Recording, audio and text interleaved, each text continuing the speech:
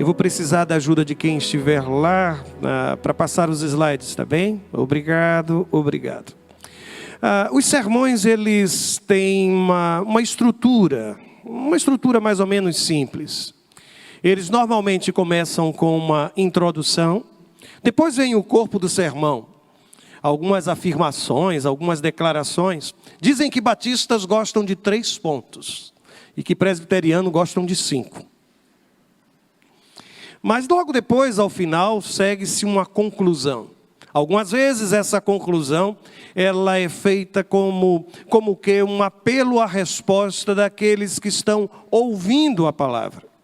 Funciona como um momento de desafio, onde todos nós que estamos ouvindo o sermão, somos como que desafiados a responder aquilo que o Senhor tem falado aos nossos corações. Mas hoje eu aqui estou, e curiosamente, eu quero começar pela conclusão, pelo final do sermão. Eu quero lhe dizer que você precisa entregar a sua vida a Deus. Eu quero dizer que não vale a pena continuar vivendo como se Deus não ocupasse ou não concedendo a Deus o centro da sua existência. Se de fato você quer experimentar o agir de Deus na sua vida, você precisa lembrar do que está escrito no Salmo de número 37, versículo número 5, que diz assim: entregue o seu caminho ao Senhor, segundo, confie nele e ele agirá. Consegue perceber que o agir de Deus é precedido por uma entrega confiante? É como se Deus estivesse falando ao meu coração e ao seu coração, dizendo o seguinte: você quer que Deus haja em sua vida pessoal? Você quer que Deus haja na sua vida profissional? Entregue a sua vida, entregue o seu relacionamento, entregue o seu corpo, para que Deus então possa lhe conceder, agir, operar na sua vida. Tudo, portanto, gira em torno de uma decisão. E qual é a decisão, irmãos? Entregar completamente tudo, confiantemente nas mãos do Senhor. E nós que estamos neste tempo celebrando o Natal, precisamos entender que o Natal ele só se torna realidade a partir de algumas experiências de entrega. É fácil ler na história do Natal aquele momento ou o texto bíblico nos mostrando que Maria entregou o seu próprio corpo. Maria tornou-se o espaço, o ventre, o útero, onde o menino Jesus foi gerado. E somente para que você se recorde daquela história, em Lucas capítulo 1, verso 31, a Bíblia diz que o anjo de Deus disse o seguinte a Maria: e eis que em teu ventre conceberás e dará luz a um filho, e por-lhe-ás o nome de Jesus. Maria, com esta decisão, ela está nos ensinando 2 verdades preciosíssimas. E a primeira delas é que Deus pode usar a minha vida e fazer com o meu corpo aquilo que Ele bem quiser. Eu sei que nós vivemos num outro momento de reflexão. É comum você ouvir repetidas vezes as pessoas dizendo: meu corpo, minhas regras. Mas Maria ensina-nos de uma forma completamente distinta. Você já deve ter percebido que alguns apaixonados por algumas figuras ilustres e algumas vezes até bonecos, de verdade, bonecos, entregaram seu corpo a uma série de cirurgias plásticas para se tornarem parecidos com aqueles que têm como ídolos. É surpreendente, porque sobre eles não pesa a mesma crítica, a mesma condenação, a mesma alcunha, a mesma expressão, o mesmo rótulo de alienado, quando alguém se apresenta e diz: olha, eu quero que o meu corpo, a minha vida, seja usado plenamente por Deus. Maria fez isso. E o Natal só se tornou realidade a partir daquele momento em que Maria deixou que o seu corpo fosse possuído completamente pelo poder do Espírito Santo de Deus. Você quer que o Espírito Santo de Deus atue na sua vida? Entregue o seu corpo. Quantas vezes o corpo de um homem, de uma mulher, estão entregues à prostituição? Quantas vezes estão entregues ao princípio do prazer, como princípio normativo, como princípio que separa o bem do mal, o certo do errado? Ora, se lhe dá prazer, E a partir daí nós desenvolvemos uma ética hedonista, marcada tão somente pelo desejo da satisfação. Desejo da satisfação. Mas Maria ainda me ensina que quando queremos consagrar alguma coisa ao Senhor, nós precisamos consagrar aquilo que temos de melhor, irmãos. A verdade é que no texto sagrado, parece mesmo Maria mostrar a mim e a você que Deus merece o melhor que temos. Aliás, me permita dizer que algumas mulheres, tanto no Antigo Testamento quanto no Novo Testamento, se tornaram mestras nisso. É fácil lembrar Ana, como há pouco foi mencionado, entregando o seu filho, consagrando o seu filho a Deus. É fácil lembrar, por exemplo, de Maria, a irmã de Lázaro, e há uma outra mulher que faz a mesma coisa, que consagram um vaso de perfume preciosíssimo, quebrando aquele frasco e vidro e derramando aquilo que era o perfume, o unguento precioso, aos pés de Jesus. Quando a Bíblia me mostra isso, ele me mostra uma menina que provavelmente ainda era, quem sabe, uma adolescente, mas entregando algo que era extremamente precioso no primeiro século. É surpreendente porque, mesmo entre os judeus e os primeiros cristãos, a virgindade era considerado como algo muito mais precioso do que o próprio casamento. E eles julgavam que uma mulher virgem, um rapaz virgem, um homem virgem, poderia ter maior acesso à graça e à misericórdia de Deus. Essa menina abre mão de tudo isso e se entrega. Ele diz, olha, eu não conheci, eu nunca tive relação com qualquer homem, mas aqui está o meu corpo. Aqui está aquilo que tenho como precioso e eu quero colocar isso diante de Deus. E não pode ser julgado, não pode ser acusado de desperdício aquele que entrega o melhor que tem nas mãos de um Deus que é dono de todas as coisas, irmãos. E é por isso que eu quero insistir com você. Você precisa entregar a sua vida ao Senhor. Mas na história do Natal, sabe o que é que eu aprendo também? É que José também entregou todos os seus sonhos, todos os seus planos nas mãos do Senhor. Quer recordar comigo o texto sagrado? Está escrito no livro de Mateus, Evangelho de Mateus, capítulo 1, versos 20 e 21. E dará à luz um filho.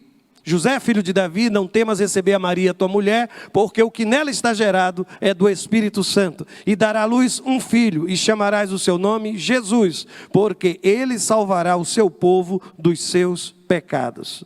Eu não sei se você já percebeu, mas normalmente aquilo que Deus tem para nós nem passa pela nossa cabeça. É verdade. Gideão nunca imaginou que ele estava na lista dos heróis da fé, de um novo juiz para Israel.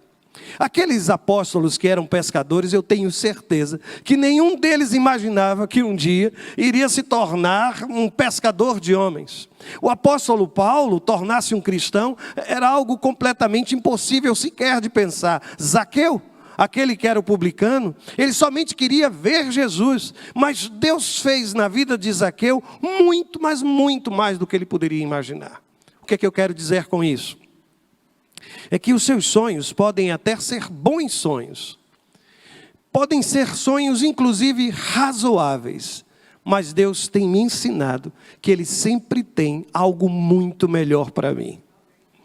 Lá estava José, entregando os seus sonhos, os seus planos de casar-se com Maria e tornando-se o pai protetor, tornando-se o homem que Deus usou para dar identidade ao seu filho Jesus de Nazaré. Os irmãos podem imaginar que privilégio. Aquilo que começou com medo, aquilo que começou com temor, com receio, se transformou em poder de Deus, em graça de Deus. Eu não sei se você tem medo daquilo que Deus tem separado para a sua vida, mas eu quero lhe dizer, prepare-se. Pastor, mas a minha vida já tem sido tão abençoada. Eu quero lhe dizer, vai ser ainda muito mais abençoada. E se você quer que Deus haja na sua vida, qual foi o princípio que aprendemos? Entrega o teu caminho ao Senhor. Confia nele. Talvez os seus planos não sejam, ou hoje estejam colidindo com os planos de Deus. A sua vontade talvez seja contrária à vontade de Deus. Mas, em nome de Jesus, Entregue hoje todos os seus sonhos, todos os seus projetos na mão de Deus. E simplesmente aguarde aquilo que o Senhor há de realizar na sua vida. Mas naquela história de Natal, eu também encontrei a figura dos magos. E você se recorda o que os magos também fizeram? Os magos também entregaram presentes a Jesus. E é interessante porque no texto bíblico, em Mateus capítulo 2, versículo 2, está escrito assim: onde está aquele que é nascido rei dos judeus? Porque vimos a sua estrela no oriente e viemos adorá-lo. O curioso é que quando eles fazem essa pergunta, eu não sei se você se lembra onde aqueles magos estavam. Você se recorda? Eles estavam dentro do palácio de Herodes. E sabe o que foi que eles aprenderam com aquele momento? Eu preciso aprender isso também, quem sabe você. Que alguns presentes de Deus não serão encontrados em meio à riqueza dos palácios, mas na simplicidade de uma estrebaria. Eles estavam procurando o rei dos judeus. E nada mais razoável do que procurar um rei dentro de um palácio, na casa onde morava o rei Herodes. Mas eles estavam tão distantes, porque o menino Jesus nasceu numa estrebaria, teve como berço uma manjedoura. Meu irmão, minha irmã, o rei diante de quem nós nos curvamos, não nasceu em berço de ouro, ainda que seja dono de todo o ouro e de toda a prata. Ele não teve o conforto de um palácio, ainda que fosse dono de todas as coisas. Por quê? Porque às vezes, irmãos, os grandes presentes de Deus, as grandes bênçãos de Deus, às vezes se escondem em meio à simplicidade de uma estrebaria. Mas na história daqueles magos, me parece que a decisão que eles tomaram também aponta para um outro grande desafio. Eu tenho aprendido que vale a pena correr riscos por causa de Deus. É verdade que às vezes a gente treme e teme. Os irmãos, alguns devem recordar que muito tempo atrás eu estive em alguns países, lá do noroeste da África, países de maioria muçulmana, e em alguns daqueles lugares nós fomos literalmente seguidos. Eu me lembro que sentamos numa cafeteria, e logo fomos convidados por aqueles missionários que ali estavam para sair dali. Nós não entendemos nada, nos levantamos. Foi então que ele apontou e mostrou-nos que alguém que há poucos minutos atrás tinha puxado e perguntado se podia usar uma cadeira, havia colocado ali naquela cadeira um radiotransmissor, coberto com uma folha de jornal. E ele disse: olha, essa é uma das estratégias que eles fazem. Eles encaminham toda a conversa para que possa ser traduzida. E assim acompanhar os nossos passos, saber o que nós estamos fazendo. Dizer que eu não fiquei temeroso, irmãos? Fiquei. Ainda mais porque nós fomos para um lugar bastante alto e a van pesada demorava um pouco para subir. E aquela mesma pessoa nos seguiu ao longo de todo o trajeto. E ele cortava a van, parava adiante, saía do carro, ficava encostado, esperava que passássemos, depois entrava novamente no carro e fazia sempre o mesmo movimento. E então eles nos disseram, sabe o que é que eles estão nos dizendo? Eu sei quem você é, eu sei o que é que você está fazendo aqui. É somente isso. Mas eu via naqueles meninos uma paixão tão grande pelo semear a palavra, que eles estavam correndo sérios riscos.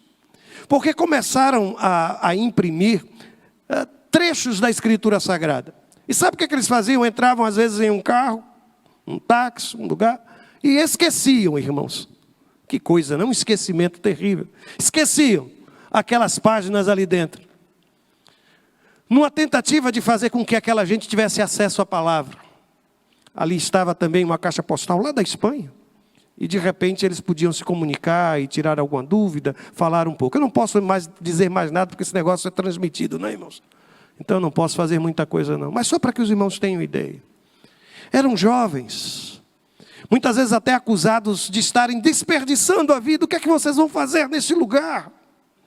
Mas um contentamento tão grande, tão grande. Eu me lembro ainda, irmãos, que celebramos ali a ceia e eu acho que foi o momento mais inesquecível em relação à celebração de ceia que eu já tive. Nós celebramos a ceia, fizemos um culto e quando terminamos, aqueles que ali estavam disseram assim, e a gente tinha que cantar baixo para que ninguém escutasse, sabe? A gente pode começar de novo o culto? A gente pode cantar tudo de novo? A gente pode celebrar a Deus de novo? Eu quero lhe dizer que entregar a vida a Jesus, às vezes você vai correr algum risco. Você já imaginou que aquilo de tão precioso que os magos carregavam, quem é que atravessa uma região tão longa, um deserto tão grande, uma estrada tão longa, carregando ouro? Você já havia pensado nisso? Eles estavam carregando ouro, irmãos. O incenso, mirra, eram também caros. Eles estavam levando como presente. E eles poderiam ter sido assaltados. Mas eles tinham um enorme desejo de entregar o melhor. Você pode estar agora até analisando, eu tenho até pensado, pastor, em entregar a minha vida a Jesus. Mas eu sei que eu posso passar por alguma situação de risco. Eu sei que alguém vai me criticar, há pessoas da família que já estão me cercando, porque eu tenho vindo a esse lugar algumas vezes aos domingos, e alguém já me disse, olha, não tome a decisão louca de tornar-se agora alguém assim, religiosa. Talvez você já tenha escutado isso. Se escutou, é direto para você, viu? A palavra. Feliz o homem, feliz a mulher, que pode exercer a sua fidelidade a Deus, que decide ser fiel a Deus, mesmo correndo riscos, irmãos, mesmo correndo riscos. Mas eu vou mais adiante. Por quê? Porque aquela história de Natal também me fala de pastores que entregaram uma noite de trabalho.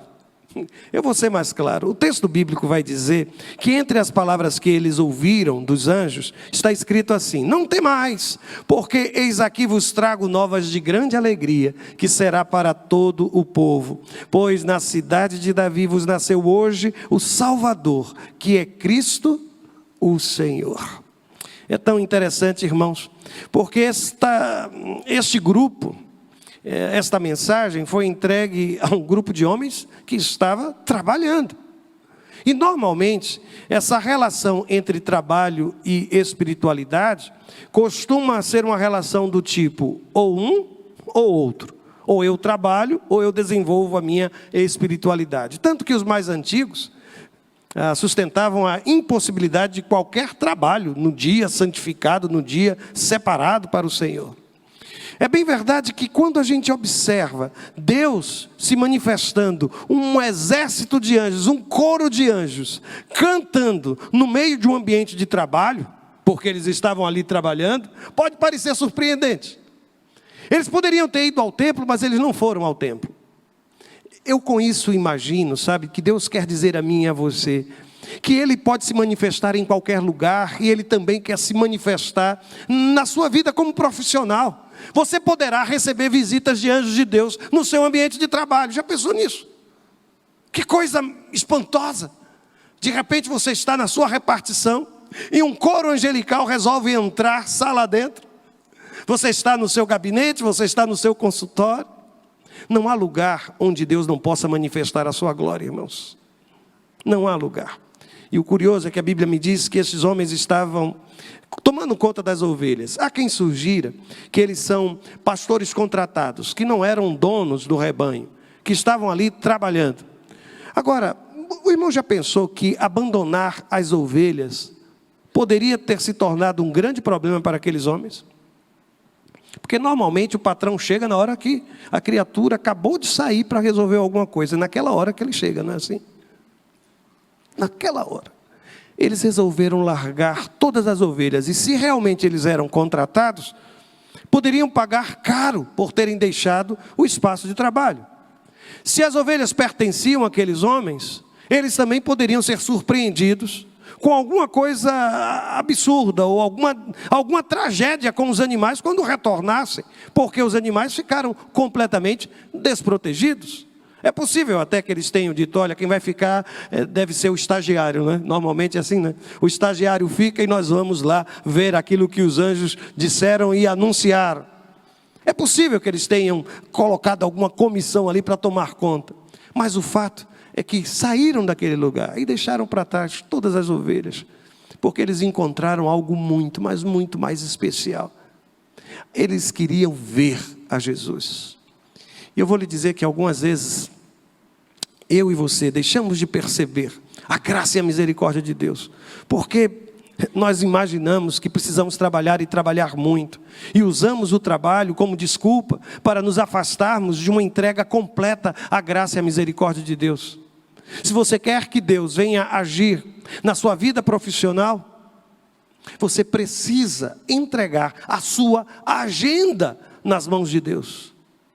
É por isso que eu volto a lhe dizer, hoje, desde o início do sermão, uma e só palavra: entregue a sua vida a Deus.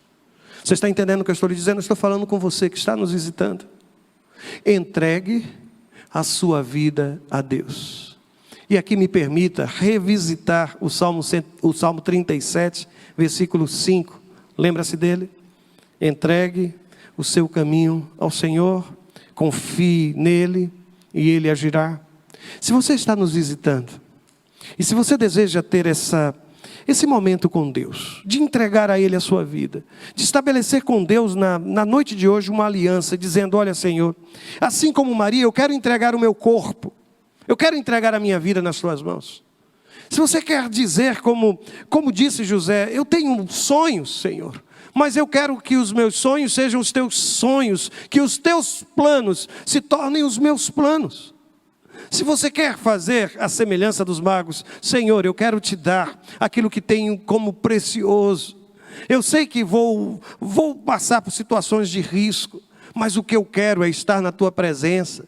Se você quiser fazer como aqueles pastores de Belém, vai precisar entender que entregar-se a Deus é colocá-lo como primeiro em todas as áreas de sua existência. É por isso que hoje eu quero lhe dizer: entregue a sua vida a Deus. Se esse for o seu desejo, especialmente você que nos visita, baixe a sua cabeça por um instante.